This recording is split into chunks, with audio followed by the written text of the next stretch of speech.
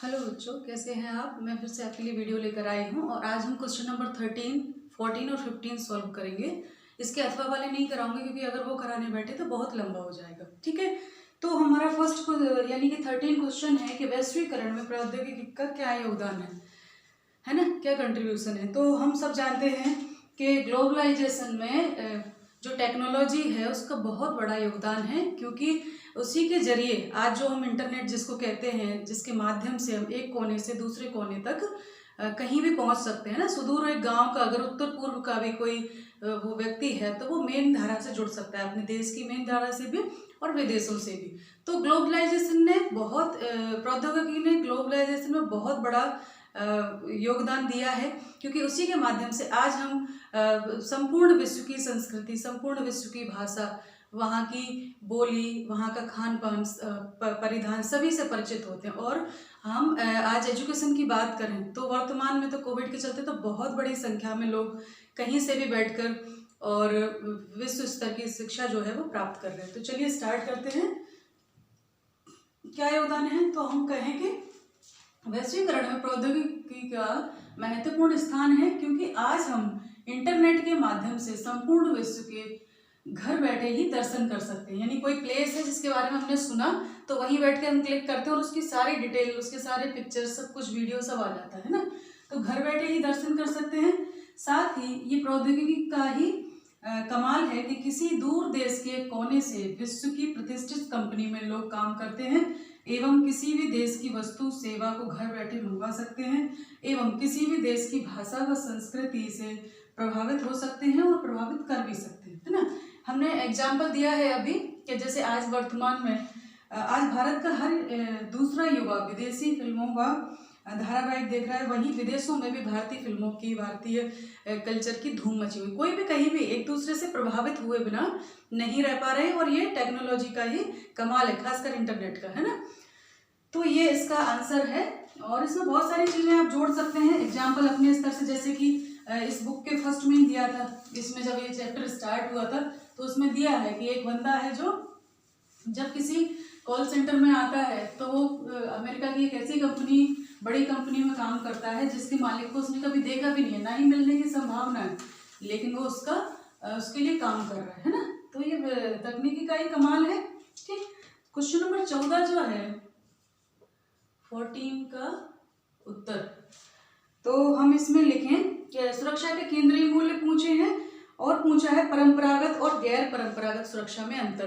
तो मैं वर्बली आपको बोल के बता दूंगी दोनों में क्या अंतर है, डिफरेंसेस है, बहुत सारे हैं, लेकिन मेन हम अभी केंद्रीय मूल्यों की बात करेंगे।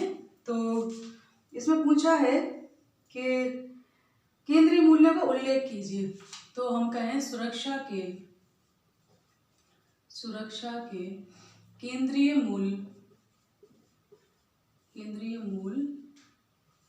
निम्न है या निम्न प्रकार है ना, निम्न प्रकार हैं। जो केंद्रीय मूल्य है वो है आपके नंबर 1 संप्रभुता,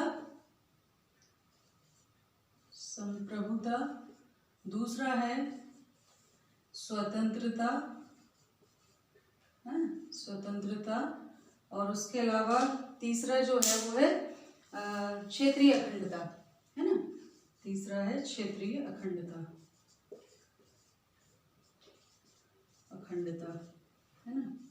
तो इसमें हम देखें केंद्रीय मूल्य कहता है कि जब कोई दूसरा देश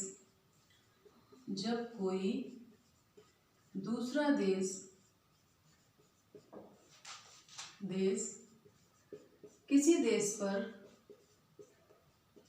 देश पर आक्रमण करता है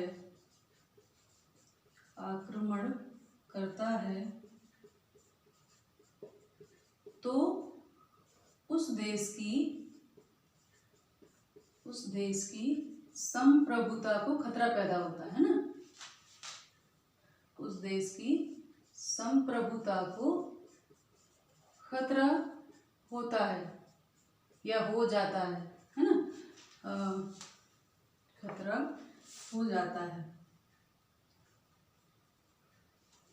ठीक है, दूसरा जो है इसका वो है स्वतंत्रता। जब किसी देश पर हमला होता है, या जब किसी देश से युद्ध होता है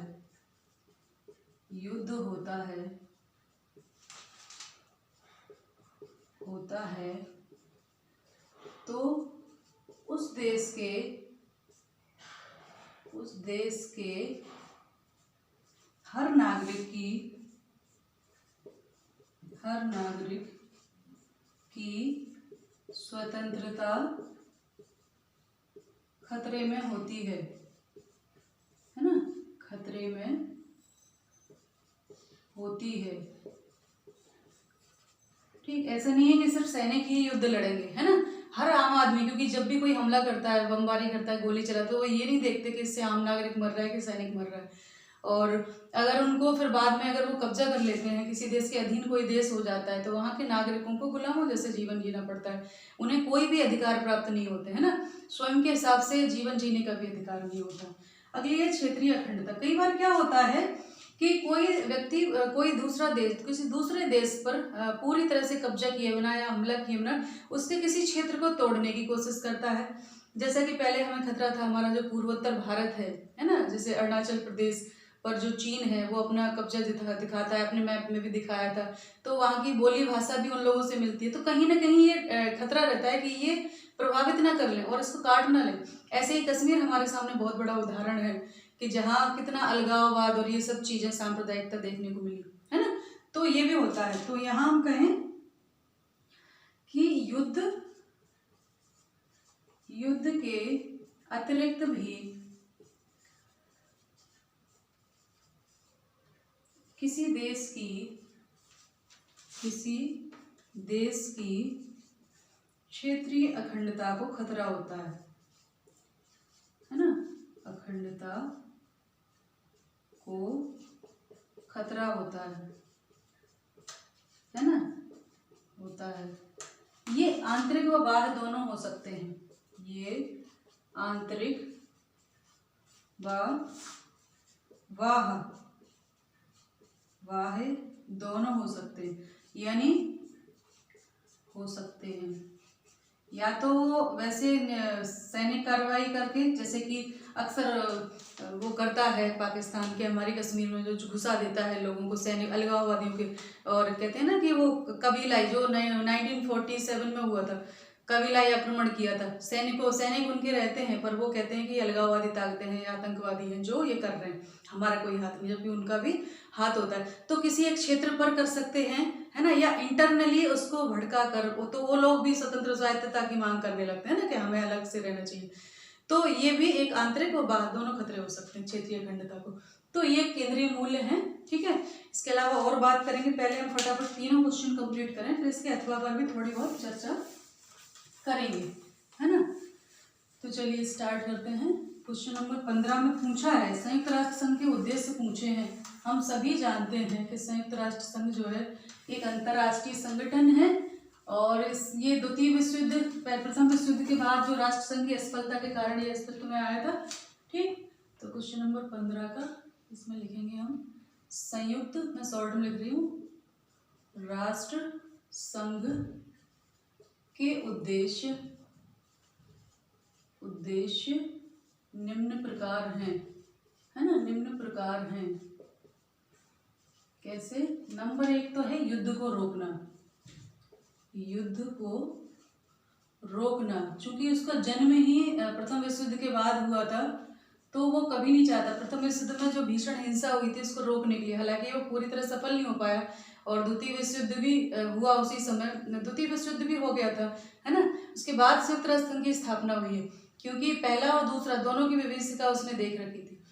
तो हम कहें कि युद्ध को रोकना, तो संयुक्त राष्ट्र संघ हर संभव प्रयास द्वारा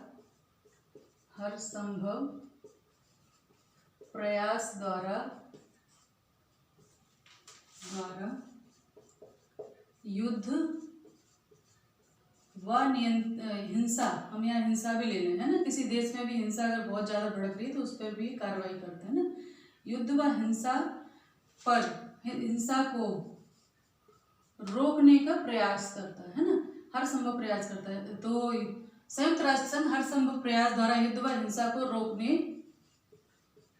का प्रयत्न करता है ना, प्रयत्न करता है। दूसरा है मानवाधिकारों की रक्षा, मानवाधिकारों की रक्षा, अधिकारों की रक्षा। अब मैं बार बार रिपीट नहीं करूंगी, ऐसे ही लिख देती हूँ। यह मानवाधिकारों की रक्षा का, मानवाधिकारों की रक्षा के लिए, मानवाधिकारों की रक्षा के लिए सदैव तत्पर रहता है, सदैव तत्पर रहता है। ठीक है, ऐसे ही हम जोड़ते जाएंगे। अब मैं सिर्फ पॉइंट लिखा रही हूँ और आपको एक्सप्लेन कर दूंगी। तीसरा है इसका वो है सामाजिक व आर्थिक विकास। विश्व का सामाजिक व आर्थिक विकास, आर्थिक विकास है ना, इसको फिर एक्सप्लेन कर दूंगी अभी। और चौथा है कि जीवन स्तर सुधारना, जीवन स्तर सुधारना, स्तर सुधारना है ना, जीवन स्तर सुधारना। और पांचवा है बीमारियों से लड़ना, यानी एक स्वस्थ विश्व का निर्माण भी इसका उद्देश्य है ना, बीमारियों से लड़ना। इसके लिए विश्व स्वास्थ्य संगठन निरंतर कार्य कर रहा है, इसके लिए विश्व स्वास्थ्य संगठन, स्वास्थ्य संगठन WHO जिसे कहते हैं, है ना, निरंतर कार्य कर रहा है, निरंतर कार्य कर रहा है। ठीक है, WHO के माध्यम से अभी देखा होगा आपने, बार बार आता है कि WHO ने ये संभावना जताई है कोविड के लिए, ये ऐसा है ना, ऐसा विस्फोट होगा, ये होगा, वैक्सीनेशन इधर तक आएगी। तो ये सारी चीज़ें, अभी आरोप भी लगा था कि WHO ने जो है पहले सूचना क्यों नहीं दी, चीन की बात को छुपाया क्यों, तो एक अलग मैटर है। तो ये जो एजेंसियां हैं संयुक्त राष्ट्र संघ की, सुरक्षा परिषद युद्ध को रोकने का काम करती है, एमनेस्टी इंटरनेशनल जो है वो भी मानवाधिकारों के लिए काम करती है। और उसके अलावा जो है वो जीवन स्तर को ऊपर उठाना चाहते हैं लोगों का, है ना, इसलिए वो लोग जो देश हैं, छोटे देश हैं, विकासशील देश हैं, उनको कर्जा देते हैं, है ना, लंबे लंबे प्रोजेक्ट के लिए। तो ये सारे काम होते हैं जिससे कि वो अपना पूरा विकास कर सकें, सामाजिक व आर्थिक विकास, यानी सिर्फ इकोनॉमिकली डेवलप ना हो, सोशली भी। तो एक व्यक्ति के लिए जो चीज़ें आवश्यक हैं, जैसे कि हम देखते हैं शिक्षा में, या जो आंगनबाड़ी केंद्र वहाँ पर यूनिसेफ भी काम कर रही है कुपोषण के खिलाफ, है ना, या शिक्षा के लिए, ये सब चीज़ें सारी एजेंसियां मिलकर काम कर रही हैं कि जिससे एक अच्छे संपूर्ण डेवलप, एक पूरे विकास विकसित विश्व का निर्माण हो, कोई कुपोषण, भुखमरी, बीमारियां, ऐसी चीज़ें ना हो। तो ये सब था। दूसरा एक क्वेश्चन थोड़ा थोड़ा हम बात करेंगे, आपका 14 का था कि वैश्वीकरण के आर्थिक प्रभाव। तो आर्थिक प्रभाव अच्छे भी हैं और बुरे भी हैं। कैसे? अच्छा ऐसे है कि आज हर व्यक्ति अपनी वस्तु को कहीं भी निर्माण कर रहा है और विश्व के किसी भी कोने में सेल कर रहा है, जैसे कि अमेजोन के माध्यम से, है ना, फ्लिपकार्ट के माध्यम से। आज तो बहुत ही आसान हो गया है और उन पर आर्थिक प्रतिबंध भी हटा दिए गए हैं। पहले जो टैक्स लगते थे एक्सपोर्ट इम्पोर्ट में, वो भी खत्म कर दिए गए, खोल दिया है अर्थव्यवस्था को। दूसरा इसके नेगेटिव भी हैं कि बहुत बड़ी बड़ी जो मल्टीनेशनल कंपनियां हैं, उनके प्रोडक्ट ने छोटे जो व्यापारी हैं या उद्योगपति हैं, छोटी जो वस्तुएं निर्माण करते हैं, उनको रोजगार खत्म कर दिया कहीं ना कहीं। तो अच्छे और बुरे दोनों प्रभाव है। दूसरा है केंद्रीय मूल्य, हमने पढ़ा दिया, परंपरागत और गैर परंपरागत सुरक्षा। तो परंपरागत सुरक्षा का मूल जो वो है, कहें भावना, वो ये है कि परंपरागत सुरक्षा का अर्थ है कि विदेशी बाह्य आक्रमण से खतरा या विदेशों से खतरा, जबकि ये जो गैर परंपरागत सुरक्षा है उसमें तो बहुत विस्तृत उसका क्षेत्र हो गया है, यानी व्यक्ति को अपने उसके अंदर भी, अपने देश के अंदर भी सुरक्षा को खतरा है, वो ऐसा मानते हैं। पर्यावरण से खतरा, है ना, सभी चीज़ों का खतरा उसमें शामिल किया गया। तो जो परंपरागत है अवधारणा, वो थोड़ी संकीर्ण है। जो युद्ध वगैरह की जो होते हैं कि बाहरी आक्रमण होगा तो हम सुरक्षा को खतरा होगा, पर जो गैर पारंपरिक है उसका क्षेत्र विस्तृत है, उसमें बहुत सारी चीजें शामिल की गई हैं। ठीक, मैं थोड़ा थोड़ा आपको बताऊंगी। 15 जो है संयुक्त राष्ट्र संघ का सुरक्षा परिषद के ढांचे में बदलाव इस कथन का सत्यापन करें। यानी संयुक्त राष्ट्र संघ में सुधार का अर्थ है सुरक्षा परिषद के ढांचे में बदलाव। यानी ये पूछ रहे हैं कि यदि संयुक्त राष्ट्र संघ में बदलाव की बात करते हैं तो क्या सुरक्षा परिषद के ढांचे में बदलाव है, क्या ये सही है? इस कथन की व्याख्या करें। तो बिल्कुल, चूंकि की है सुरक्षा परिषद संयुक्त राष्ट्र संघ की, तो ये मांग उठ रही है कि उसमें जो सदस्य हैं उसके स्थायी या अस्थायी उनकी संख्या बढ़नी चाहिए, क्योंकि वो सभी पूरे विश्व को रिप्रेजेंट नहीं करते। 192 कंट्रीज अभी उसकी मेंबर हैं, लेकिन ये 5 देश चुने हुए सिर्फ स्थायी सदस्य हैं, बाकी जो अस्थायी भी बनते हैं वो कुछ ही बनते हैं। तो पूरे विश्व का प्रतिनिधित्व चूंकि वहाँ नहीं पहुँचता और सारे जो निर्णय होते हैं महत्वपूर्ण वो सुरक्षा परिषद में ही होते हैं, तो इसलिए वो चाहते हैं कि सुरक्षा परिषद के ढांचे में बदलाव होगा तो संयुक्त राष्ट्र संघ में बदलाव। तो ये थोड़ा थोड़ा मैंने अथवा भी आपको सुना दिए। कई बच्चे कहते हैं मैडम मापते हैं कि आपकी ये वर्ड 120 है कि नहीं, ये 75 है कि नहीं। तो मैं बोलती कितना ज़्यादा हूँ उन सभी बातों को आप नोट करें, क्योंकि सभी कुछ बोर्ड पे लिखना संभव नहीं है। अगर लिखने बैठेंगे तो 1-1 घंटे की वीडियो हो जाएगी और आपके ज़्यादा से ज़्यादा क्वेश्चन कवर नहीं होंगे। तो मेरा एक एक शब्द आप अपने प्रश्न में लिखें, है ना। जैसे मैंने ये 3 प्रश्न अभी आपको कराए नहीं, लेकिन मूल मंत्र दे दिया है और आप उनके माध्यम से अपना लिखना शुरू करें। ठीक है, और कभी अगर मौका मिला जब मैं 1 to 1 क्वेश्चन कराऊंगी इसके चैप्टर्स के, तो आपको उसमें विस्तृत में मिलेगा। पर उसमें भी मैं सारी बातें यहाँ नहीं लिखूंगी, आपके इम्पोर्टेंट फैक्ट करवाती जाऊंगी, बाकी का बोलती जाऊंगी तो आप उसको लिखें। ठीक है, तो ध्यान रखिए, पढ़ाई करते रहिए। नमस्ते सभी को, धन्यवाद।